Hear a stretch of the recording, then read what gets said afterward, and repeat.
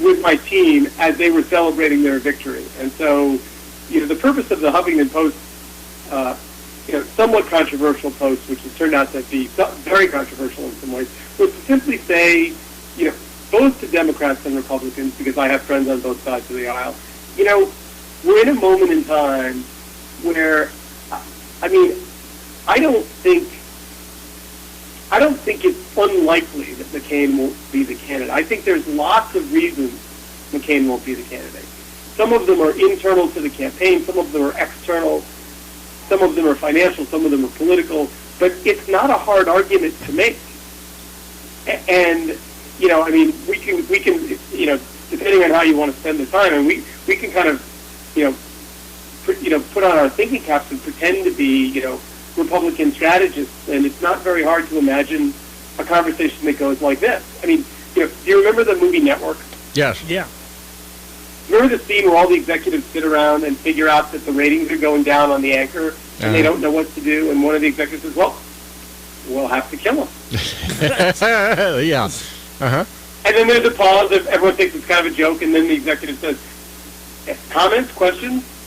Yeah. I think that meeting might be happening. What are we going to do? He's old anyway. Win. Yeah. Which is not. See, now I'm going to get more mail. I don't believe anyone's going to kill John McCain. Let me be clear about that.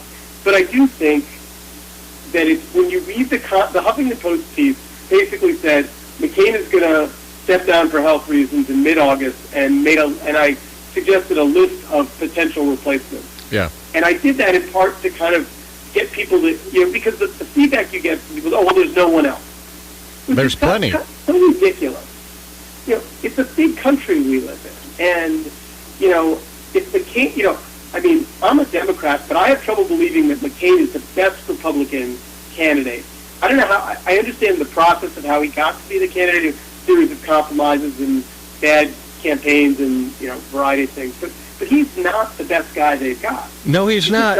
In fact, early on, it seemed like he was dead in the water. He was out of money, and his campaign was almost toast. a laughing stock. He was toast. As other candidates emerged, and, we never heard of Huckabee, and he came out of nowhere. And then there was the Rich Mormon. Yeah, we thought he might, be the guy.